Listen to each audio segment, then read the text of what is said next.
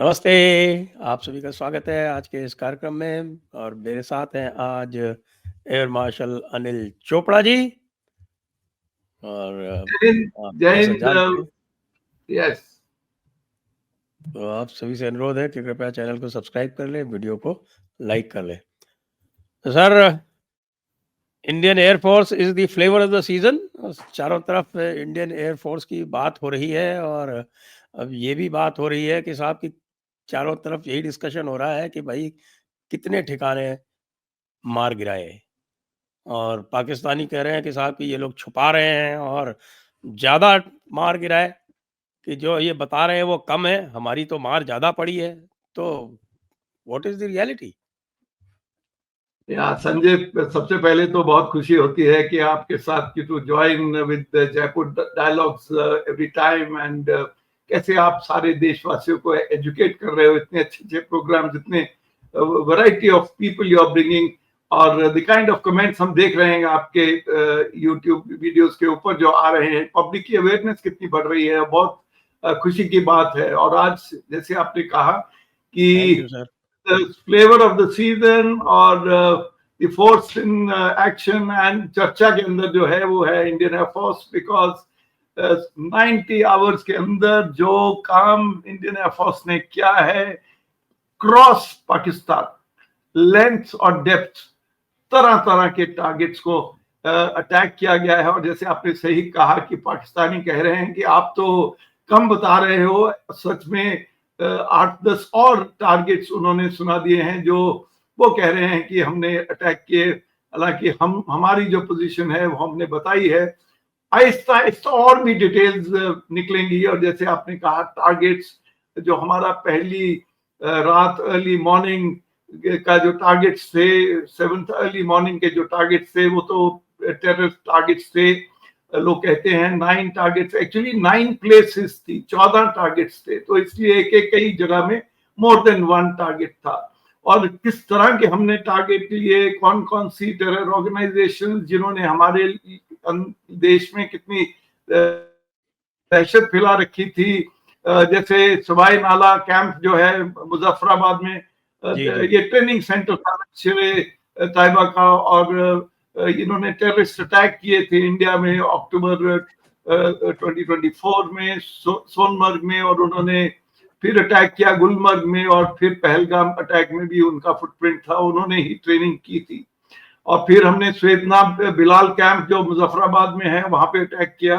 This was a staging area, Jaish e Mohammed का एक staging area है, और यहाँ पे वेपन्स एक्सप्लोसिव्स स्टोर किए जाते हैं जंगल के अंदर, और वहां पे ट्रेनिंग दी जाती है जंगल को के अंदर जो टेररिस्ट है उनको कैसे सरवाइव करना है जब वो कश्मीर के अंदर आ जाते हैं। और उसके बाद गुलपुर कैंप है कोटली में, जिसके अंदर बेस कैंप था एलईटी का, जहाँ पे उन्होंने राजौरी और पुंछ इलाके में बहुत एक्टिव थे। जम्मू एरिया में भी उनके दहशत फैलाने का इंटरेस्ट था, और उन्होंने अटैक किया था पुंछ में 2023 में, और फिर 24 में भी उन्होंने वहां पे अटैक किया था। तो उसका एक टेररिस्ट ट्रेनिंग सेंटर था, उसको हमने अटैक किया। और फिर हमने किया बरनाला कैंप जो भिम्बर में है, this was also weapons handling, यहाँ पे एक्सप्लोसिव को हैंडल करना और जंगल वॉरफेयर की ट्रेनिंग दी जाती थी, ये उनका एक कैंप था। और जो 5वां हमने पीओके के अंदर, पाकिस्तान ऑक्युपाइड जेएनके के अंदर हमने किया, वो था अब्बास कैंप इन कोटली, एक फिरदहीन कैंप था एलईटी का, एंड अभी यहाँ पे वो प्रिपेयर करते थे लॉन्च करने के लिए टेररिस्ट को। उनकी कैपेसिटी 15-20 टेररिस्ट को एट ए टाइम ट्रेन करके लॉन्च पैड था।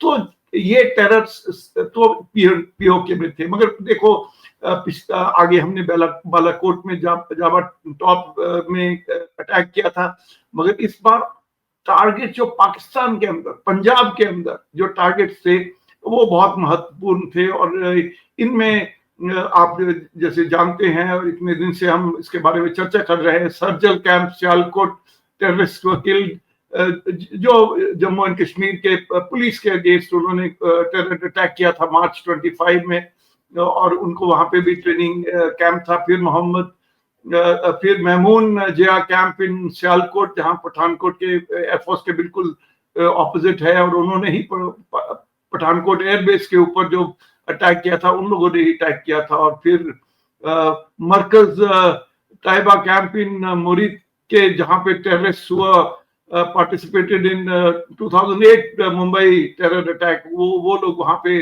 उनका हेडक्वार्टर था। और वहां से ही अजमल कसाब की भी ट्रेनिंग हुई थी, डेविड हेडले भी उनके साथ लिंक थे।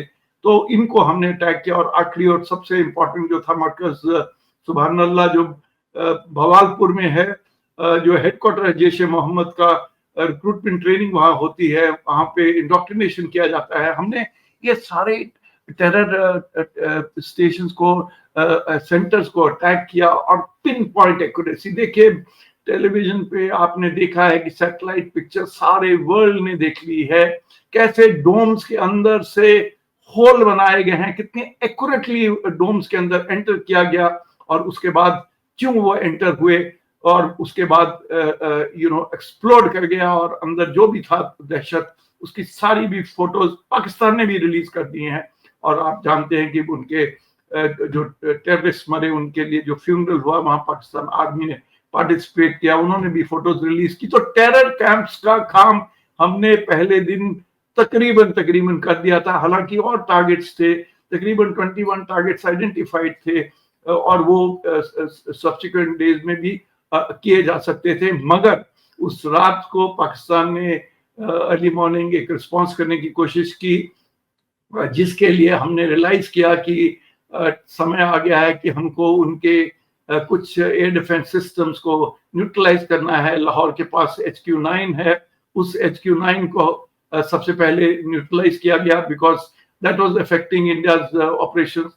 और उसके बाद तरह तरह के हमने टारगेट्स लिए। देखिए पाकिस्तान एयरफोर्स के पास टोटल 19 एयरफील्ड्स है, टोटल 19 एयरफील्ड्स है, उसमें से 19 पाकिस्तान एयरफोर्स जो एयरफील्ड है 19 है, उनको 19 फ्लाइंग स्टेशन बोलते हैं। उसमें से 15 एयर बेसिस रेगुलर एक्टिव रहती हैं, 4 एयर बेसिस हैं जब जरूरत पड़ती है तो वहां पे ऑपरेशंस के लिए सैटेलाइट बेसिस उनको कह सकते हो, और जब जरूरत पड़ती है तो वहां पे एक्टिवेशन की जा सकती है। तो ये तो है उनकी पाकिस्तान की एक्चुअल पोजीशन। इमेजिन करो कि 19 में से 11 एयरफील्ड्स पे तो हमने डायरेक्ट अटैक ही किया। और क्या किया, क्या हम चाहते थे कि उनके रनवेज को बंद कर दिए? हाँ, कई रनवेज के ऊपर आपने देखा कि हमने रनवेज के ऊपर छेद किया, मगर हमने बहुत तरह के इंफ्रास्ट्रक्चर को हिट किया। हमारे कमांड एंड कंट्रोल सेंटर्स, हमने उनके रेडार्स को अटैक किया, हमने उनके एम्युनिशन डंप्स को अटैक किया, स्टोरेज एरियाज को अटैक किया, उनके रेडार्स, उनके एयर डिफेंस सिस्टम जो थे इन एयर बेसिस के ऊपर या उसके अलावा रेडार्स जो जहां जहां थे। कुछ एग्जांपल्स मैं आपको दे सकता हूं। जैसे सबसे इंपॉर्टेंट बेस जिसके बारे में सबसे ज्यादा चर्चा हुई है वो है नूर खान बेस, जिसको पुराने जमाने में चकलाला बेस कहते हैं। चकलाला है इस्लामाबाद और इस्लामाबाद और रावलपिंडी उनका मिलिट्री आर्मी का हेडक्वार्टर्स है, और इस्लामाबाद उनका कैपिटल है। उनके दोनों के बीच में ये एयरबेस है। नूर खान नंबर 2 एयर चीफ थे, सेकेंड एयर चीफ थे पाकिस्तान के।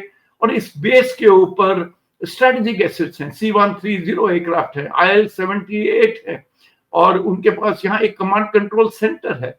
और हमने उस कमांड एंड कंट्रोल सेंटर को हिट किया है। ये अंडरग्राउंड है, यहाँ पे पाकिस्तान आर्मी के चीफ या वॉर कमांडर्स आके बैठ के वॉर को मॉनिटर करते हैं। और वहां हमने उस सेंटर के थ्रू एंड थ्रू जो अंडरग्राउंड है उसके अंदर हिट किया। सरगोदा एयरफील्ड जो है वो जैसे हमारा अंबाला अराउंड 200 किलोमीटर डीप है, वो 200 किलोमीटर उस तरफ की तरफ डीप है। जैसे हम अंबाला को इंपॉर्टेंस देते हैं, हमारे जैगुआर, रफाल, उसके पहले MiG-21 तरह तरह के जहाज रहे हैं, उनका सरगोदा एयरबेस बहुत इंपॉर्टेंट है। वहां पे F-16 है, फाल्कन 20 जो जैमिंग इलेक्ट्रॉनिक वॉरफेयर एयरक्राफ्ट है, मिराज एयरक्राफ्ट है, JF-17 थंडर्स है। तो ये सरगोदा एक इम्पोर्टेंट बेस है। सरगोदा का दूसरा इम्पोर्टेंट ये भी है कि किराना हिल्स जो तकरीबन 10 किलोमीटर दूर है इस बेस से, वहां पे अंडरग्राउंड स्टोरेज है उनकी न्यूक्लियर फैसिलिटीज की। तो इसलिए सरगोदा को अटैक करना एक सिंबॉलिक है। बोथ 65-71 वॉर में इंडिया ने सरगोदा को अटैक किया था और it had paid great dividends. Bholari एक और इम्पोर्टेंट बेस है। बुलारी में F-16 है, बुलारी के अंदर JF-17 भी हैं। वहाँ सैप 2000 जो उनका AEWC जिसको एयरआई कहते हैं, स्वीडिश एयरक्राफ्ट है, वो भी बुलारी में है। Bholari is north of Karachi, about 150 kilometre north of Karachi है। बहुत इंपॉर्टेंट बेस है, थोड़ी डीप है, हमारे बॉर्डर से थोड़ा डिस्टेंस है, इसलिए उन्होंने उस जगह में बहुत सिक्योर एक्सेस बनाए हैं। और जब हम इसके अटैक के बारे में बताएंगे कि यहाँ पे 4 F-16 ग्राउंड के ऊपर और एक सैप 2000 एयरआई ग्राउंड के ऊपर डिस्ट्रॉय हुआ। इन जहाजों की डिस्ट्रक्शन के बारे में हम और बातें भी सेपरेटली करेंगे।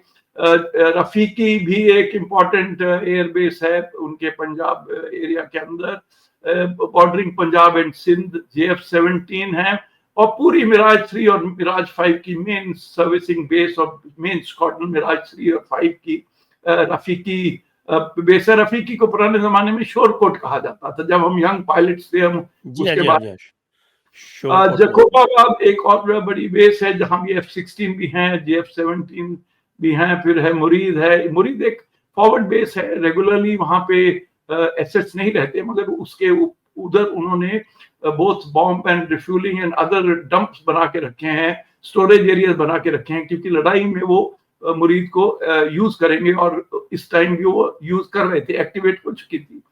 सुकुर है। सियालकोट और पसरूर में मेनली उनके रेडार से सुकुर, ये सियालकोट और पसरूर इंपॉर्टेंट है बिकॉज वो पठानकोट के सामने है, बल्ज है, काफी लड़ाई वहां पे होगी, आर्मी की बैटल्स वहां पे होंगी, हर वॉर में हुई है, इसलिए यहाँ का जो रेडार है वो बहुत इंपॉर्टेंट है। नॉर्थ में इस तरफ वो पंजाब को देखता है, गुरदासपुर के ऑपोजिट है, पठानकोट को देखता है, सामने ऊपर जम्मू तक को कवर करता है। वो रेडार बहुत इंपॉर्टेंट है, उसको हमने स्ट्राइक किया। और फिर हम चुनिया और एक और एयरबेस है और वहां में भी एम्यूनिशन डंप और रेडार है। स्काडू जो उनकी नॉर्दर्न मोस्ट एयरबेस है, बिल्कुल जो बाल्टिस्तान में है, बिल्कुल ले के ऑपोजिट है। और स्काडू एक ऐसी बेस थी कि इंडियन मिलिट्री ने 1947-48 में गवर्नमेंट को कहा था कि आप अभी जल्दी यूनाइटेड नेशंस के पास मत जाइए, we should try to get that area, ताकि हमारा जम्मू एंड कश्मीर का एरिया ऑफ लद्दाख हम सिक्योर कर सकते थे तब। तो वो खैर नहीं हुआ। वह स्काडू एक ट्रांजिट बेस है, चाइना के बहुत नजदीक है। स्काडू में 2 पैरेलल रनवेज हैं और वो सारे नॉर्दर्न एरियाज के लिए स्काडू एक इम्पोर्टेंट बेस है, उसको हमने हिट किया। उसको अर्लियर 1971 में भी हमने हिट किया था। रहीम यार खान एक एयरफोर्स बेस है, मगर also it's a civil airport.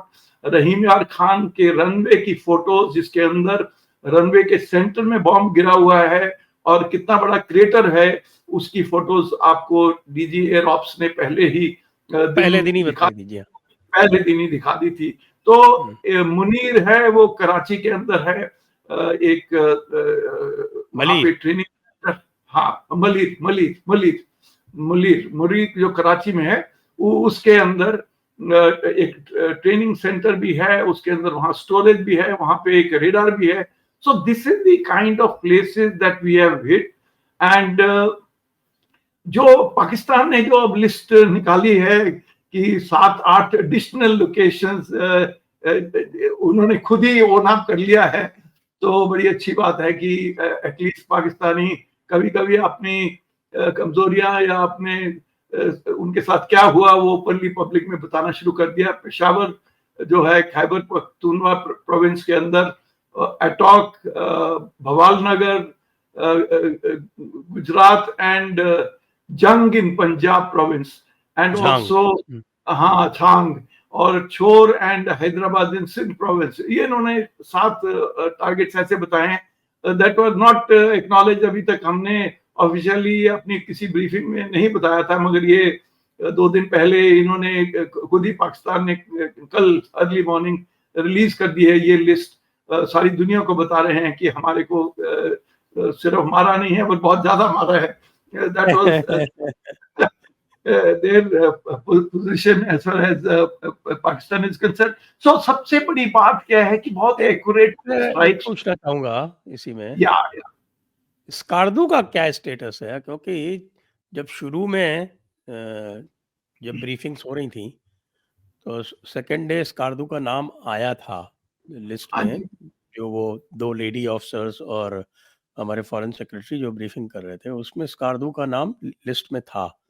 लेकिन हाँ जब बाद में जब आपके डीजी ऑपरेशंस ने जब ब्रीफिंग की थी, तो उसमें स्कार्दू का नाम नहीं था। तो हाँ। उसका क्या स्टेटस है? नहीं देखिए, स्कार्डू हिट किया गया है। अब सी जो डीजी एयर ऑप्स ने जो ब्रीफिंग्स दी थी उसके अंदर ये बहुत इंपॉर्टेंट हो गया है आज के social media information warfare zone के अंदर, कि जो भी हम क्लेम कर रहे हैं उसका सबूत दिखाना जरूरी हो गया। इवन इंडियन पॉलिटिशियन, अपोजिशन वाले भी चाहते हैं कि वो सबूत। तो अभी तक कोई पिक्चर स्कार्डू की हिट की पब्लिक डोमेन में आई नहीं है अभी तक, मगर कहा जा रहा है कि Skardu was hit. Whether that hit was successful, whether it hit what part of Skardu it hit, that is not, वो अभी क्लियर नहीं है। मगर of the list that majority of लोग जो कह रहे हैं कि Skardu was one of the places which has been hit. So I presume that Skardu has been hit. Whether what part of Skardu we have hit is perhaps not very clear. Yes. जी, तो ये जो पाकिस्तान के जो aircraft के losses हैं, इसके बारे में बड़ी कॉन्फ्लिक्टिंग क्लेम्स आ रही हैं। पाकिस्तान तो खैर कुछ बता नहीं रहा है, लेकिन जो हमारे यहाँ के जो सोर्सेस, यानी कि अपेरेंटली एयरफोर्स ने ही कुछ सिलेक्ट जर्नलिस्ट को कुछ बताया है, और अकॉर्डिंग टू दैट कि 6 तो उन्होंने एयरक्राफ्ट एयर में मारे हैं, फाइटर्स, और 2 हाई वैल्यू यानी ये आपके एयरबॉर्न अर्ली वार्निंग वाले मारे हैं, और 1 रिफ्यूलर उन्होंने मारा है। ये तो कह रहे हैं कि ये तो इन्होंने बाय इन एयर इन्होंने 9 डिस्ट्रॉय किए। और उसके अलावा there is a whole list जिसमें एक ट्रांसपोर्टर भी है, और जिसमें unknown numbers of JF-17, F-16 वो सब हैं। तो आखिरकार what is your best guess के कितने एयरक्राफ्ट पाकिस्तान ने लूज किए हैं? देखिए, 2 एस्पेक्ट्स हैं। एक तो है एयरक्राफ्ट, एक total war waging capability of Pakistan. मैं दोनों के बारे में छोटी छोटी चर्चा करता हूँ। देखिए, यू आर राइट, बहुत तरह की फिगर्स आ रही हैं। किसी ने तो, एक एक्सट्रीम ने तो तकरीबन 40 जहाज के बारे में कहा हुआ है। मैंने वो किसी वीडियो में देखा कि वो एनालिस्ट कह रहे हैं कि तकरीबन 40 जहाज। एक फिगर आ रही है कि कितना उनका डिस्ट्रक्टिव टोटल। सो मेरी personal assessment as a professional, जो मेरे को रियलिस्टिक लग रहा है, देखिए 6 फाइटर यानी कि 4 F-16, जो मैं काफी कंफर्मेशन से कह सकता हूं, मैं गलत भी हो सकता हूं क्योंकि एक्चुअल फिगर्स तो आहिस्ता आहिस्ता और कंफर्म होगी। 4 F-16 भोलारी में on the ground in the hangar. See, जब इन्होंने काफी एसेट्स पीछे को, आप जानते हैं कि टोटल डेप्थ जो है ना पाकिस्तान की 500-600 किलोमीटर के करीब डेप्थ है, कहीं एक्सट्रीम पे 700-800 किलोमीटर डेप्थ होगी। तो ये पीछे देखो, हर वॉर के अंदर 65-71 में ईरान ले गए थे अपने जहाज, डर के मारे कि हमारी सारी एयरफोर्स इंडिया कहीं खत्म न कर दे। इस बार भी उन्होंने अपने जहाज मूव बैक किए थे। क्यों? बिकॉज उनको पता था कि S-400 राइट अप फ्रंट बैठी हुई है। एक उधर भुज है, एक आदमपुर इलाके में है, वो पूरा उसका बहुत 2000 किलोमीटर का स्प्रेड होता है। तो उन्होंने अपने जहाज मूव कर दिए। तो भोलारी एक रिलेटिवली पीछे एयरफील्ड है, बलूचिस्तान के करीब, सिंध और बलूचिस्तान के बॉर्डर के पास है। हैदराबाद के पास में है वैसे तो वो। हाँ, करेक्ट करेक्ट करेक्ट, और मतलब उस तरफ को waste of Hyderabad. So 4 F-16 तो वहां पे ग्राउंड, एयर में 1 J-10, 1 JF-17 are confirmed. So 6 fighter जहाज तो बिल्कुल कंफर्म है. अगर एयर में भी कोई 1-2 F-16, कई लोग बोल रहे हैं कि शायद वो शूट हुए हैं, पर उसकी कंफर्मेशन नहीं आ रही है. मैं ये फिगर जो बता रहा हूं is based on ground reports which are emerging from Pakistan itself, because और कोई तरीका नहीं है. या सैटेलाइट पिक्चर जो इंडियन एयरफोर्स ने पहले से ही रिलीज कर दी है, उनके पास हैं, तो उससे कह सकते हो कम से कम 6 फाइटर जहाज उनके कंफर्म्ड है. 2 AEWC SAB 2000, एक ग्राउंड के ऊपर बुलारी में और एक in the air shot bye S-400 at a range of 330 kilometre की रेंज पे एयर में वो शूट डाउन हुआ है. यानी कि 2 AEWC एयरक्राफ्ट कंफर्म. 1 C-130 का मैंने आपको बताया कि Noor Khan is the main base, और C-130 एक वहां पे कंफर्म्ड किल है. कोई लोग 2 कह रहे हैं C-130, बट एक का एब्सोल्युटली कंफर्म्ड है. 2 HQ-9 systems have been destroyed. एक का तो हम सब जानते हैं कि पहले दिन ही जब हमने लाहौर में HQ-9 का रेडार अटैक किया, तो उनके पास टोटल 4 HQ-9 सिस्टम्स हैं. 2 उसके एक और वेरिएंट हैं जो जिसको HF-16 बोलते हैं, और HQ-16 या करेक्ट. एंड सो 2 हमने HQ-9 कंफर्म है. 3 radars and air defence centres को हिट किया है. 3 radars and air defence centres. These are the radars connected to air defense centers. उसके अलावा पसरूर, सियालकोट वगैरह में हमने जो छोटे रेडार दिए हैं वो अलग हैं. HQ-9 का रेडार वो अलग है, तो इसको दोनों को मिक्सअप नहीं करना है. हमने 2 तो विंगलुंग UAVs, जो लार्ज UAVs चाइनीज UAVs हैं, उसके अलावा 30 other UAVs of different sizes, most ये टर्किश UAVs हैं. और ड्रोन्स तो अनगिनत, मतलब उनकी हर वेव में अगर 400 ड्रोन आए तो 300 से ऊपर हमने ड्रोन खत्म किया है. 70-75% से ज्यादा उसका सक्सेस रेट है. फिर cruise missiles, couple of cruise missiles have been destroyed. Of course आप जानते हैं कि फतह 2 जिसको उन्होंने दिल्ली मारने के लिए फायर किया था, उसको सिरसा के पास गिराया गया है. और भी उनकी मैं बताना वो ये भी चाहता हूं कि जो देखो PL-15 मिसाइल जो है, सुनने में आ रहा है एक PL-15 तो उन्होंने हमको दिखाई दी थी मीडिया ब्रीफिंग में एयरफोर्स. सुनने में आ रहा है कि 3 या 4 और भी मिसाइल्स फुल साइज में मिल गई. अब इसका क्या कारण हो सकता है? या तो देखिए PL-15 की उनको बताया गया था कि PL जो 15E है उसकी 145 किलोमीटर रेंज है, जो PL-15 ओरिजिनल है चाइनीज, जो भी सुनने में आ रहा है कि चाइनीज ने क्विकली उनको डिलीवर कर दी थी ड्यूरिंग दिस ऑपरेशन, ताकि उनकी मिसाइल्स प्रूव हो सकें. वो उनकी सही रेंज जो किल रेंज है वो मच लेस देन जो उन्होंने पब्लिक डोमेन में दी हुई है. ये जो रेंजेस देते हैं कई मैन्युफैक्चरर्स, वो रेंजेस अनरियलिस्टिक, आइडियल कंडीशंस और आइडियल सिचुएशंस, और without target doing any manoeuvre and having maximum closing in speed, इस तरह से वो फैक्टर करके बनाते हैं. मगर एक्चुअली आइडियल कंडीशंस में कोई कॉम्बैट होता नहीं है. सो जो फिगर है 180 या 145 किलोमीटर, वो उससे एक्चुअल रेंजेस बहुत कम थी, और वो फायर की गई उस ख्याल से कि उनकी लॉन्ग रेंज जो लिखी गई है उतनी है, विद द रिजल्ट वो टारगेट से पहुंचने के पहले ही उनकी प्रोपेलेंट खत्म हो गया, और वो लाइव की लाइव.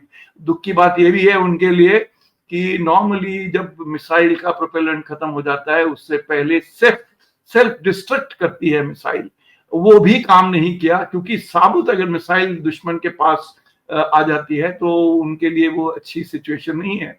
तो कम से कम 3 मिसाइल्स. तो PL-15 का जो हल्ला मचाया जा रहा है, कौन मचा रहा है? ये चाइनीज मीडिया मचा रहा है. क्यों? क्योंकि चाइना को सारी दुनिया को बता रहा है कि हम वर्ल्ड क्लास मिसाइल्स बना रहे हैं. So it's a big question mark on PL-15, और इसके बारे में सारी दुनिया स्टडी कर रही है. ऑफ कोर्स आप जानते हैं चाइना ने बहुत एनालिस्ट को खरीद रखा है, विदेशों में उनके एनालिस्ट बैठे हैं जो नैरेटिव बना के आर्टिकल्स लिख रहे हैं। इंडिया में भी उनके कुछ लोग हैं जिनको जो उनका नैरेटिव बना के PL-15 की वाइवा कर रहे हैं, या J10 CE का प्रेज कर रहे हैं। किसी ने JF-17 के बारे में इस बार नहीं बोला है। अगर आप ध्यान से देखें, इनके पास 150 JF-17 है, उसके बारे में एक भी जिन्हें नहीं बोला है। बट सब जिन्हें J10, क्योंकि ये J10 काफी कंट्रीज में वो बेचने की कोशिश कर रहे हैं, और उन्होंने PL-15, ताकि वो अमेरिकन को डराने की कोशिश कर रहे हैं, दुनिया को डराने की कोशिश कर रहे हैं कि PL-15 बहुत सक्सेसफुल है मिसाइल। बट बिग डाउट कि PL-15 का कोई सक्सेस हुआ है। तीसरी बात, जो HQ-9 है उसके बारे में भी कुछ चाइना ने एक भी क्लेम नहीं किया। देखो, सब PL-15 के पीछे लगे हुए हैं। अब आपने HQ-9, जिसको आप कहते हो अपग्रेडेड सिस्टम है, 2021 में पाकिस्तान को आपने दिया, मतलब रिसेंट एक्विजिशन है। ये HQ-9 खरीदा गया आफ्टर उन्होंने, जब हमने S-400 का कॉन्ट्रैक्ट साइन किया, तो उसके बाद जल्दी उन्होंने HQ-9 मंगवाया। मगर HQ-9 का एक भी क्लेम ना चाइना ने लिखा ना पाकिस्तान ने लिखा। तो मैं ये दो आपके इसी बात पे एक ऐड करना चाहूंगा यहीं पे, क्योंकि आज मैंने देखा सोशल मीडिया पर आया है कि उनके जो चाइनीज कम्युनिस्ट पार्टी है, उसकी जिलिन प्रोविंस में एक आर्टिकल उनके ऑफिशियल पब्लिकेशन में छपा है, और उसमें ये कहा गया है कि HQ-9B और HQ-16 जो एयर डिफेंस सिस्टम्स हैं, वो इंडिया की ब्रह्मोस मिसाइल को इंटरसेप्ट करने के केपेबल नहीं हैं, क्योंकि उसकी जो मैन्यूवरिंग है और उसके जो स्पीड है, उसकी वजह से वो उनके में कैपेबिलिटी ही नहीं है कि वो ब्रह्मोस को इंटरसेप्ट कर पाए। ये चाइना के एक प्रोविंस के ऑफिशियल पब्लिकेशन में आज छपा है और उसको कोट किया गया है। सही है। देखिए, आहिस्ता आहिस्ता हकीकत बाहर निकल रही है। तो HQ-9 के बारे में तो काफी सही समझ आ गई है सबको, हमको भी समझ आ गई। पाकिस्तान ने भी नहीं बोला, चाइना ने भी नहीं बोला, अब चाइना खुद ही एडमिट कर रहा है, क्योंकि जो ब्रह्मोस है वर्ल्ड की फाइनेस्ट सुपरसोनिक मिसाइल है। और जब ये हमारी ब्रह्मोस 2 तैयार हो जाएगी, विच विल बी हाइपरसोनिक, उसको इंटरसेप्ट करना बहुत मुश्किल है। ब्रह्मोस बहुत एक्यूरेट मिसाइल है, लेस देन 1 मीटर एक्यूरेसी के साथ हिट करती है। इतनी हाई स्पीड मिसाइल अगर विद इन 3 मीटर भी अगर हिट करेगी, destruction will be fine phenomenal. See, दो चीजों की डिस्ट्रक्शन है। एक तो काइनेटिक, कितनी स्पीड पे जा रही है, कैसे घुसेगी, जो सुपरसोनिक स्पीड पे जा रही है ये कल को हाइपरसोनिक स्पीड पे जाएगी। और दूसरी, उसका जो अपना वॉरहेड है, बड़ी मिसाइल है, 2.5 टन की है। Su-30 सिर्फ एक ही मिसाइल लेके जा सकता है आज के दिन में, बाद में छोटी वर्जन बनेगी। ऑफकोर्स जो नेवल वर्जन है, जो ग्राउंड बेस्ड वर्जन है, वो तो और भी साइज में बड़ी है। 2.5 टन किया गया था खास Su-30 के लिए। अब बाद में LCA और बाकी जहाजों, मेरा जो रफाल और वेरियस एयरक्राफ्ट के लिए और भी छोटी वर्जन जो बनेगी 1.5 टन वाली, जो ब्रह्मोस जो NG बन रही है आपके। हाँ, NG बन रही। तो मैं ये क्या बताना चाह रहा हूँ कि ब्रह्मोस को, सुपरसोनिक मिसाइल को इंटरसेप्ट करना आसान नहीं है, बहुत कम। और ये पहला रियल कॉम्बैट है जहां पे ब्रह्मोस यूज हुई है, और सारी दुनिया वॉच कर रही है। अभी तक ऑन पेपर द अमेरिकन्स भी रशियन इन मिसाइल्स के बारे में अच्छा बोलते रहे। किसी ने आज तक वेस्टर्न मीडिया में S-400 और ब्रह्मोस के बारे में नेगेटिव रिपोर्ट आप कभी नहीं पढ़ेंगे, आज तक नहीं। ऑप सिंदूर के बाद और भी कंफर्म हो गया कि ये जो दो सिस्टम है ये रियल सक्सेसफुल सिस्टम्स हैं। एंड उसके बारे में हमको चर्चा करनी चाहिए कि हमारे को वेदर ये एयर टू एयर मिसाइल्स हैं, वेदर एयर डिफेंस सिस्टम्स हैं, उनके बारे में हमको समझना पड़ेगा। But before that I want to tell you एक बात संजय जी, कि एक बड़ा क्लासिक एयर ऑपरेशन रहा है ये ऑप सिंदूर। सिर्फ 90 आवर्स का एस्केलेशन कैसे हमने मैनेज की है, सारी वर्ल्ड इंप्रेस है कि कैसे हमने ये सारी डायनामिक्स, अपने सारे पर्पस अचीव कर लिए और आउट ऑफ कंट्रोल नहीं होने दिया ये सारी वॉर को, और उनको विद इन 90 आवर्स नीज पे लाके खड़ा कर दिया। It's a very very big achievement. ये अचीवमेंट को अभी तक मीडिया ने और दुनिया ने अभी थोड़ा बोलना ज्यादा शुरू किया, मगर ज्यादा कंसंट्रेशन सबको ये थी कि हमारे 4 5 6 तरह तरह के फिगर्स बोली जा रहे हैं कि हमारे जहाज गिर गए। हालांकि अब सीडीएस ने जाके सिंगापुर में शंग्रीला डायलॉग में कहा कि शायद कुछ लॉसेस हुए, एग्जैक्ट फिगर नहीं मालूम है, मगर कोई बात नहीं। दुनिया में जितनी भी लॉसेस तो लड़ाइयां, किसी भी चीज के हो सकते हैं, लॉसेस कोई फाइटर्स के थोड़ी दुनिया होते में हैं। कितनी भी लड़ाइयां हुई हैं, आपको बताऊं, सेकेंड वर्ल्ड वॉर के अंदर जो अलाइज जीते थे, विक्टर हुए थे 5 साल के, उनके जहाज 5 गुना ज्यादा जहाज उनके डिस्ट्रॉय हुए थे, 5 गुना। कोरिया में, वियतनाम में किसके जहाज ज्यादा गिरे? तो अमेरिका के, तकरीबन 10 12 गुना ज्यादा जहाज गिरे। हर वॉर के अंदर ये जो भी ऑफेंसिव पे रहता है उसके जहाज कुछ गिर सकते हैं, मगर किसी ने, केवल के लोगों ने इस नैरेटिव को नहीं ज्यादा इंपॉर्टेंस दी कि जो हमने 8 10 जहाज उनके गिरा दिए, या जमीन पे गिराए या एयर के ऊपर, क्योंकि वर्ल्ड में हर जगह का एक नैरेटिव है। वेस्टर्न कंट्रीज में भी आपस में नैरेटिव है। वो कुछ कंट्रीज चाहेंगी कि किसी न किसी तरह रफाल के कोई इंपॉर्टेंस कम हो जाए। क्यों हो जाए? बिकॉज हमारे अगर 114 MRF हम खरीदेंगे तो उसके जो कॉम्पिटिटर्स हैं वो काफी वेस्टर्न कंट्रीज वाले हैं। तो इस तरह ये सब जिन्हें अपना अपना नैरेटिव बना रहे हैं। चाइना नैरेटिव इसलिए बना रहा है कि कल को वो वेस्ट को बताना चाहता है कि हम वेस्टर्न सिस्टम से बेटर हैं, तो एसेट्रा एसेट्रा, ये सब एक नैरेटिव है। मगर मैं एयरफोर्स के बारे में बताना चाहता हूं कि एयर पावर की जो एट्रीब्यूट्स, देखिए कोरिया से लेके आज तक हर वॉर में, इनफैक्ट सेकेंड वर्ल्ड वॉर के बाद शुरू हो गया था, एयर पावर इज डोमिनेटिंग, और आज के दिन में air and space power is dominating. And आने वाले समय में ये ही डोमिनेट करेगा, क्योंकि फिजिकल बाउंड्रीज चेंज होंगी जरूर, जैसे यूक्रेन में भी फिजिकल बाउंड्री चेंज होगी ग्राउंड पे, और वो आर्मी का रोल जरूर रहेगा। ये नहीं कहता, नेवी का भी बहुत काम है, बट नेवी भी एयर पावर को बहुत ज्यादा यूज करेगी, एयरक्राफ्ट कैरियर को यूज करेगी, ऑफ कोर्स सबमरीन का भी रोल होगा। जो एयर पावर की सबसे बड़ी बात है, एक तो है शॉर्ट नोटिस पे action, precision, reach, flexibility, mobility, responsiveness. अब इन मोदी जी ने जब डिसाइड किया कि हम किसको यूज करेंगे, आर्मी, नेवी, एयरफोर्स, सब चीफ्स के साथ रेगुलरली बात कर रहे थे, सीडीएस बैठे थे, कि सब ने मिलकर सोच के रियलाइज किया कि deepest and farthest and quickest कौन जाएगा?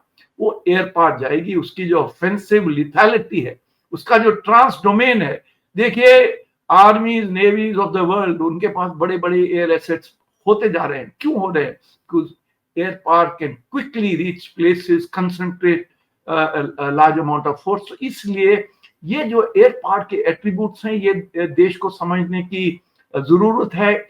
ऑप सिंदूर ने पब्लिक को और पॉलिटिशियन को, डिसीजन मेकर को, एग्जीक्यूटिव को, नेशनल सिक्योरिटी एस्टेब्लिशमेंट को ये क्लियर कर दिया है कि एयर पावर के जो एट्रीब्यूट्स हैं, और आने वाले समय में जो रिप्लेनिशमेंट्स होंगी, न्यू सिस्टम्स हम खरीदेंगे, उसमें हमको बहुत लेसन ऑप सिंदूर में मिलेंगे, और air power will get greater chunk of capital goods. Yes. जी, अब मैं आपसे ये भी जानना चाहूंगा कि इस समय पूरे विश्व में चर्चा है भारतीय एयर डिफेंस की, और ख़ास तौर से जिस तरह की एयर डिफेंस देखा गया है कि साहब की अंदर भेज के ट्रोजन हॉर्स स्टाइल में यूक्रेन ने जो पॉइंट एयर डिफेंस थी रशिया की, वो ब्रीच कर दी। लेकिन भारत की जो पॉइंट एयर डिफेंस थी उसको पाकिस्तान ब्रीच नहीं कर पाया। एक भी एयरबेस हिट नहीं कर पाया, एक भी रडार स्टेशन हिट नहीं कर पाया। उसने अपनी CM-400 AKG मिसाइल, जो कि मैक 5 वाली मिसाइल से चलाई S-400 के ऊपर, वो भी इंटरसेप्ट हो गई। वो शाहीन बैलिस्टिक मिसाइल चलाई, वो भी इंटरसेप्ट हो गई।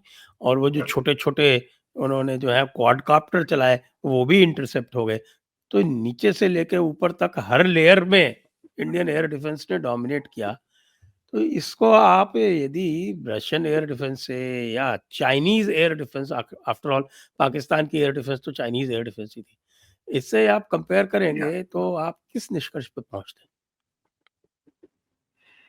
देखिए, सबसे पहले मैं आपने ये वर्ड यूज किया कि यूक्रेन में कैसे यूक्रेन ने रशियन एयर डिफेंसेस को, देखिए it is important to understand, खास करके जो रिसेंट अटैक हुआ, जो 4000 kilometre deep strategic air bases, 4-5 air bases पे उन्होंने अटैक किया, उनके स्ट्रेटेजिक 30% तकरीबन स्ट्रेटेजिक बॉम्बर्स जो cruise missiles, nuclear assets carry करते हैं, उनको डिस्ट्रॉय किया।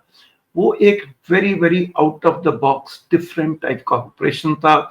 उसके अंदर देखिए, पहले तो रशियंस और जैसे इंडिया पाकिस्तान में है, Russians and Ukrainian they look alike, भाषा भी सेम बोलते हैं, और 18 महीने से ये ऑपरेशन अंदर जाके इनसाइडर्स की हेल्प लेके ट्रक्स को इतनी एयर बेसिस के विद इन 3-4-2 किलोमीटर के रेंज के अंदर उनको पहुंचा के, रिमोटली कंट्रोल उनकी छतें खोल के, वहां से छोटे क्वाडकॉप्टर्स जिसके वीडियोस आपने सब देख लिए हैं, उसके नीचे एक छोटा सा बॉम्ब है, पियर्सिंग बॉम्ब है। वो बॉम्ब 2.5-3 किलो का है, मगर वो 2.5-3 किलो का बॉम्ब अगर जाके एयरक्राफ्ट के विंग में ऐसी जगह लगेगा जहां पे उसके फ्यूल टैंक है, और वो फ्यूल टैंक को आग लग जाएगी तो जहाज डिस्ट्रॉय हो जाएगा।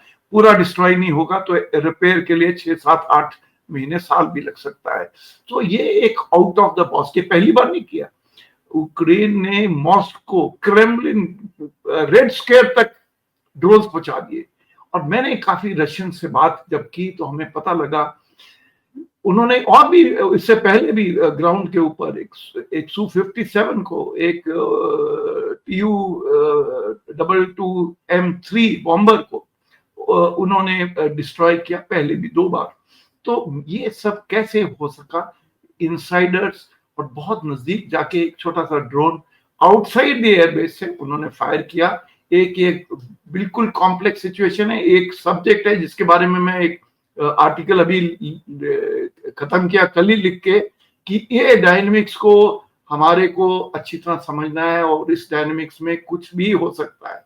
इमेजिन करो, आपके जो स्ट्रेटेजिक एसेट, हमको सबको पता है हमारी जो मेजर ट्रांसपोर्ट बेसिस हैं, चाहे आगरा है, हिंडन है, चंडीगढ़ है, ईस्ट में जोराट है, ये जो भी आपकी बड़ी ट्रांसपोर्ट है, ट्रांसपोर्ट जहाज हार्ड एंड शेल्टर के अंदर नहीं घुसेड़ा जा सकता। जैसे फाइटर जहाज हार्ड एंड शेल्टर्स में होते हैं, वो कंक्रीट होता है उसके ऊपर। ये ट्रांसपोर्ट जहाज बाहर खड़े रहते हैं, सारे एयरलाइनर्स बाहर खड़े रहते हैं। तो ये उसको कोई आके ऐसा ऑपरेशन करके बाहर से अटैक करे, तो उसके लिए भी कुछ रास्ते हमको निकालने हैं। एयरफील्ड सिक्योरिटी का अप्रोच डिफरेंट होना है, वो एक बड़ा सब्जेक्ट है, उसके बारे में किसी दिन हम सेपरेटली बात करेंगे। क्योंकि ऐसे स्ट्रेटेजिक एसेट्स को आप कितना डिस्पर्स करोगे, क्योंकि अल्टीमेटली उस बेस पे उसको आना है, उसको रिपेयर वहां करनी है, उसकी सारे एसेट्स, उसके टेक्निकल इंफ्रास्ट्रक्चर वहां पे। तो ये एक न्यू डायनामिक्स है, मगर उसके बारे में बात नहीं करेंगे। आपके बेसिक मुद्दे पे बात करते हैं, वो कि जो एयर डिफेंसेस हैं। अब इससे पहले कि हम अपने एयर डिफेंसेस के, आपने जैसे कहा कि हमको पाकिस्तान की air defences, which are basically China, देखिए उनके पास 4 HQ-9P जो Chinese long range AD system है, जिसको 2021 में उन्होंने लिया, 250 किलोमीटर की रेंज है। ये ऑफिशियल पोजीशंस हैं, जो ओपन सोर्स में इनकी रेंजेस है। फिर जैसे हमने डिस्कस किया, HQ-16 है उसके पास, वो भी चाइनीज है, वो मीडियम रेंज है। HQ-9 से थोड़ी कम रेंज वाला एयर डिफेंस सिस्टम है। फ्रेंच क्रुताल सिस्टम है, शॉर्ट रेंज, बहुत पुराना है। जब मैं एक यंग ऑफिसर था, आज से 40 साल पहले, उनके पास ये सिस्टम आया था। बिलो 20 किलोमीटर रेंज है उनके पास। SA-2 पुरानी सैम्स हैं, वो चाइनीज हैं, वो बहुत 60 किलोमीटर की रेंज उनकी है। शोल्डर फायर्ड मिसाइल्स तो सबके पास हैं, हमने देखा कि उन्होंने कारगिल में भी यूज की थी। और कुछ एडी गन्स हैं, वो तो दोनों साइड में बेशुमार हैं, खास करके आर्मीज के पास ज्यादा एडी गन्स हैं। और फिर उनके पास चाइनीज ओरिजिन के रेडार्स हैं, 3-4 तरह के रेडार्स हैं। कुछ रेडार्स हैं जो एडी गन्स के साथ या मिसाइल्स के साथ जुड़े हुए हैं, मगर ये चाइनीज रेडार्स की quality is not yet proven. बहुत अच्छे रेडार नहीं, ऑफ कोर्स उनके पास कुछ अमेरिकन रेडार भी पुराने हैं जो, और जर्मन MPDR रेडार हैं जो भी लार्ज नंबर पे फ्रंट लाइन पे उनके पास है, शॉर्ट रेंज उनकी है। बेसिक स्ट्रक्चर जो इनका एयर डिफेंस का है ये है जो मैंने आपको बताने की, मैं जो ग्लोबल इंटरनेशनल के टॉप एयर डिफेंस सिस्टम हैं उसके बारे में भी बोलूंगा, पर उसके पहले हम देखते हैं कि हमारे जो इंडियन एयर डिफेंस सिस्टम्स हैं compare to these. Of course सबसे बड़ा तो हमारे पास ये बात है कि हमारी multi layered air defence network है। हमारे एयरफोर्स, आर्मी, नेवी और all civilian radar fully network करके इंडियन एयरफोर्स के पास सेंट्रली कंट्रोल है। सारे रेडार्स की पिक्चर हमारे पास एक सेंट्रल है, which has been a big achievement in the last decade और सो। हमारा जो सुदर्शन चक्र है वो तो S-400 है। 5 हमने ऑर्डर किए, 3 आ चुके हैं, एक और इस साल आ जाएगा, एक बिगनिंग ऑफ नेक्स्ट ईयर आएगा, 5 हमारे पास हो जाएंगे। 400 किलोमीटर की रेंज है, सक्सेस उसका प्रूवन है, इस कॉन्फ्लिक्ट में उसने प्रूव कर दिया है कि उन्होंने क्रूज मिसाइल्स ली, उन्होंने AEWC गिराया, उन्होंने फाइटर जहाज दूर डिस्टेंस पे गिरा दिए, तो उसका सक्सेस अब उसमें कोई डाउट नहीं है। कितनी मिसाइल्स एडिशनल हमको चाहिए, क्योंकि मिसाइल्स की इन्वेंट्री S-400 की बहुत एलेबोरेट इन्वेंट्री है, क्योंकि लॉन्चर्स जगह जगह फैले हुए हैं उनके, और रेडार भी जगह जगह फैले हैं उनकी। 4 तरह की मिसाइल है S-400 में, डिफरेंट रेंजेस को डिफरेंट रेडार और डिफरेंट मिसाइल टैकल करती है। तो लेयर्ड, मल्टी लेयर्ड सिस्टम है S-400। ऑलरेडी लोग बातें कर रहे हैं कि हमको भी S-400 और खरीदने चाहिए। चाइना के पास भी 6 ही सिस्टम है, हमारे पास 5 हैं। सारे वर्ल्ड में ये खलबली जरूर मचेगी। और भी कुछ कंट्रीज के पास, अल्जीरिया और किसके पास भी S-400 है, मगर S-400 एक सिस्टम ऐसा है जो बढ़ेगा। S-500 जो अमेरिका, ये रशिया ने बना चुके हैं, एक डिप्लॉयड है अराउंड मॉस्को, उसकी 600 किलोमीटर की रेंज है। लोग तो इसके बारे में भी कह रहे हैं कि ना एक दिन S-500, इवन चाइना शायद एक ना एक दिन S-500 लेने की इच्छा जगा। बट इंडिया के सिस्टम में एक बहुत बड़ा अच्छा प्रोजेक्ट जो आ रहा है, चल रहा है DRDO का, लॉन्ग रेंज सैम का कुशा प्रोजेक्ट, इसको ERAD, extended range AD system, extended range 400 kilometre की रेंज का उसका रेडार है, 250 किलोमीटर के ऊपर की उसकी मिसाइल होगी, और ये इट विल हैव कैपेबिलिटी, उसके रेडार ऐसे होंगे कि हम स्टेल्थ जहाज को भी देख पाएंगे। मल्टी स्टैटिक रेडार्स होंगे, सैटेलाइट के साथ भी उसका लिंक होगा, और वो नेक्स्ट ईयर वो इंडक्शन के चांसेस हैं कि वो नेक्स्ट ईयर इंडक्ट हो जाएगा। फिर हमारे पास हमने इजराइल ये एक आपको ऐड कर दूं, आज ही मैंने एक आर्टिकल पढ़ा है, इसमें IDRW में आया है कि M3 इंटरसेप्टर मिसाइल की रेंज जो है वो 400 किलोमीटर तक कर दी गई है। करेक्ट। देखिए आज के दिन में कुशा की, हाँ, कुशाक में 3 तरह की मिसाइल है, जैसे आपने सही कहा, M1 और M2।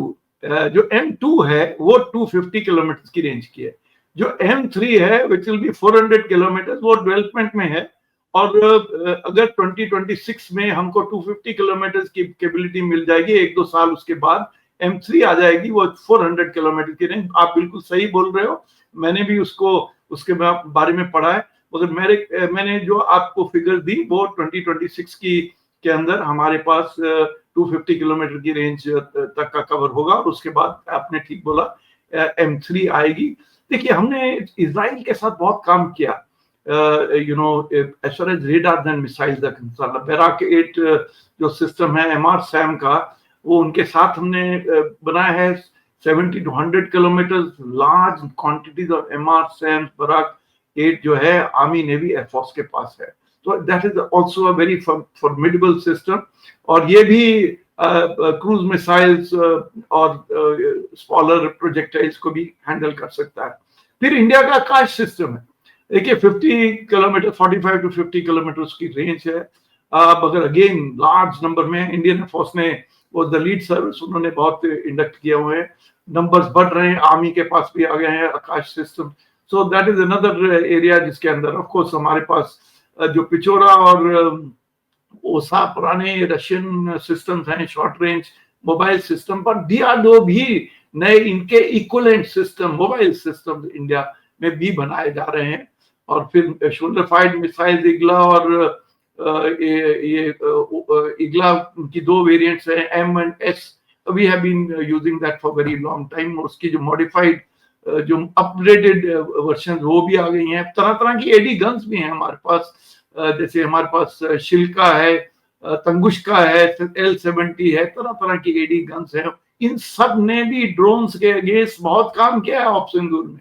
इसलिए इस बात को अंडरमाइन नहीं करना कि S-400 पे हम सारे जिन्हें बहुत बातें कर रहे हैं, मगर इन छोटे सिस्टम्स में भी बहुत काम किया है। और इंडियन आर्मी का आकाश तीर सिस्टम एक कॉम्प्रिहेंसिव बैटलफील्ड पिक्चर बताता है। ऑफ कोर्स इंडियन एयरफोर्स का जो integrated air command and control system है IACCS, इसने सारे तीनों सर्विसेज को पूरी बिग पिक्चर जो सिचुएशनल अवेयरनेस है वो उसको दी है ड्यूरिंग दिस ऑपरेशंस। और ये काम बहुत क्लोजली मॉनिटर है। और ये जो IACCS की पिक्चर है स्ट्रेटेजिक लेवल पे सिक्योरिटी एस्टेब्लिशमेंट गवर्नमेंट के मींस मिलिट्री ऑप्स रूम के अंदर, अगर प्रधानमंत्री भी आगे चाहे तो वो देख सकते हैं। तो this is the kind of system we have got. But जैसे आपने सवाल किया कि ग्लोबली अब क्या बड़े बड़े सिस्टम बन रहे हैं, इसलिए मैं ये कहूंगा कि हमने जो है वो छोटे ड्रोन्स और आपके बड़े ड्रोन्स, उनके जो कॉम्बैट ड्रोन्स, इनको और लॉइटरिंग म्यूनिशन सबको टैकल कर लिया। पाकिस्तान बिल्कुल नहीं टैकल कर पाया, उससे तो एक भी हैरॉप जो है वो इंटरसेप्ट नहीं हुई। हाँ, see that's what I am saying. देखो फर्स्ट थिंग ना, ये ड्रोन हम समझ ले पहले, तो ये बहुत जरूरी है।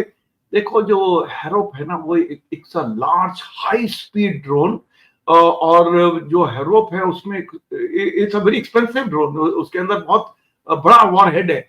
और जब वो जाता है ना उस हाई स्पीड पे, उसको इंटरसेप्ट करना आसान नहीं है। ये MQ-9 नहीं है, ये प्रोपेलर ड्रिवन नहीं है, जेट के साथ जाता है।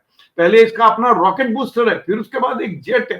तो ये बड़ा हाई स्पीड ड्रोन है और it is not so easy to intercept. तभी इतना पैसा देते हो आप हैरोप के लिए। उसके पहले हार्पी होता था, ये हार्पी का बड़ा भाई है हैरोप, और it has been of great success. Loiter भी कर सकता है, 8 घंटे लॉइटरिंग टाइम है। तो इसको इंटरसेप्ट करना बहुत डिफिकल्ट है। हमने ज्यादा छोटे ड्रोन नहीं भेजे, जैसे उन्होंने स्वॉर्म किया हमारे को, हमने भी भेजे मोस्टली फॉर डिकॉयज, ऐसे काम के लिए या रेप्लिकेट करने के लिए, एज इफ की हमने वो एक टारगेट ड्रोन भेजा जिसके अंदर स्पेशल रिफ्लेक्शंस हैं या इलेक्ट्रॉनिक सिग्नल देता है, एज इफ की रफाल आ गया, आप उसके ऊपर मिसाइलें मार दोगे और उसका कुछ नहीं होगा, बिकॉज वो बेचारा एक पतली सी पेंसिल जैसे अपना जा रहा है। वो बेसिकली है वो it is a target practice drone. तो वैसे हुआ हमने वो जो जिस तरह के छोटे ड्रोन्स का स्वॉर्म जो उन्होंने वेस्ट किया टाइम, हमने कुछ नहीं भेजा, हम सब चीजें मतलब से भेजी। हमने जो वेपन भेजा, ब्रह्मोस या हैरोप या स्काई स्ट्राइकर जो हमने भेजे, आर्मी के जो ग्राउंड बेस्ड सिस्टम है इंडियन मेड हैं, अल्फा डिफेंस बैंगलोर की कंपनी है, जो आज अदानी ने भी उसमें काफी इन्वेस्ट किया हुआ है। ये सारे टारगेटेड अटैक्स थे, ना कि ऐसा ड्रोन स्वॉर्म नहीं था जिसको कोई गिराया ना गिराया। तो इसलिए I think there was a big difference. जो उन्होंने भेजे तो वो तो हमारे BSF वाले स्नाइपर के साथ भी गिरा सकते थे, ऐसे छोटे छोटे उन्होंने ड्रोन भेजे। Most of them didn't even have a warhead, काफी तो वैसे ही रास्ते में ही गिर गए, और जब गिरे तो कोई डैमेज नहीं किया, बिकॉज उनका कोई टारगेट ही नहीं था। उनको जस्ट टू आपकी एयर डिफेंसेस को स्वॉर्म करने के लिए उन्होंने वो ड्रोन भेजे थे, सैचुरेट करने के लिए। Saturate, that is the correct word. So देखो, मैं आपको ग्लोबल एयर डिफेंस सिस्टम्स को समझना जरूरी है, बिकॉज हमको देखना है कि हम कहाँ हैं, दुनिया कहाँ जा रही है। और S-500 के बारे में हमने बात की, S-400 के बारे में हमने बात की। USA के पास थार है जो 200 प्लस किलोमीटर की रेंज है, मगर उसका मेनली बैलिस्टिक मिसाइल्स के लिए है। उन्होंने जगह जगह लगा रखे हैं, including in Korea, including in in their Guam जो इनकी एयरफील्ड है, जापान के अंदर लगा रखा है। तो ये सारे बैलिस्टिक मिसाइल्स को हैं, मगर ये जो थर्ड सिस्टम है ये काइनेटिक एनर्जी से मारता है। इसका कोई ये मतलब फिजिकल हिट करके ही उसको खत्म करता है। मींस इतनी एक्यूरेसी है कि अंदर कोई वॉरहेड नहीं है, वो फिजिकल हिट से डिस्ट्रॉय करता है बैलिस्टिक मिसाइल को। सो उन्होंने जगह जगह जैसे मैंने बताया तो लगा रखा है। और फिर है उनके पास पैट्रियट सिस्टम, जो इधर भी यूक्रेन में भी उन्होंने कुछ लगाए हैं, बट यूरोप में खास करके जर्मनी वगैरह में उनके पैट्रियट सिस्टम है जिनकी रेंज है 160 to 170 किलोमीटर और अप टू 24 किलोमीटर ऑल्टीट्यूड में। ऑल्टीट्यूड इसलिए बताता हूँ कि ballistic missile point of view से ऑल्टीट्यूड इंपॉर्टेंट है। फिर एक रशिया का S-300VM जिससे कॉपी किया है HQ-9, उसकी 250 किलोमीटर है, मगर that is much better than the HQ-9 जो ये लोग यूज करते हैं। फिर कुछ सिस्टम है फ्रांस के पास और जर्मनी के पास भी कुछ AD सिस्टम्स हैं, वर्क इन कोलैबोरेशन, दो तीन कंट्रीज ने मिलके बनाए हैं।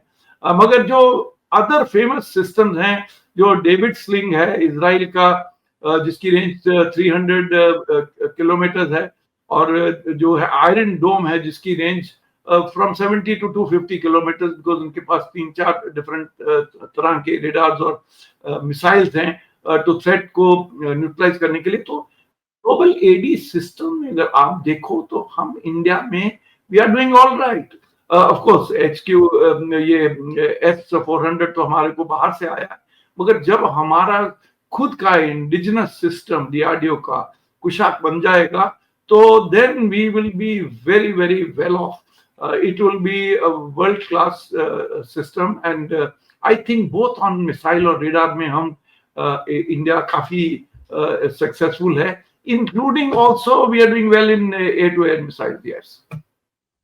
एक में इसी आयरन डोम की बात आपने की, वो आयरन डोम के बारे में मैंने पढ़ा था कि वो हमास वाले $500 का रॉकेट चलाते हैं और उसको इंटरसेप्ट करने के लिए वो आयरन डोम की जो मिसाइल जाती है वो $50,000 की होती है, जबकि हमने जो है वो उस तरह के रॉकेट्स को अपनी छोटी-छोटी अगर वो $500 का ड्रोन है तो हमारी गोली जो है वो $50 की थी।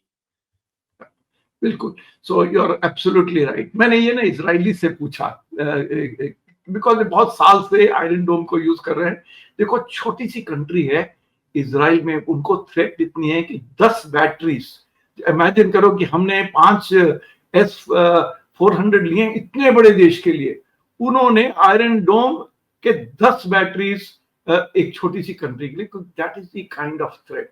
तो वो क्या कहते हैं कि कई बार बहुत छोटे छोटे ड्रोन्स के लिए नहीं वो यूज करते, वो जो यूज करते हैं क्रूज मिसाइल, जैसे स्कड होती थी इराक से आती थी एक जमाने में, अब भी जो यूज कर रहे हैं क्रूज और बैलिस्टिक मिसाइल पे ही मेनली आयरन डोम को यूज किया जा रहा है। जो छोटे ड्रोन्स है ना, कामिकाजी टाइप छोटे, उसके लिए और उनके पास बहुत एयर डिफेंस सिस्टम्स हैं, गन्स हैं और तरीके वेपन सिस्टम है।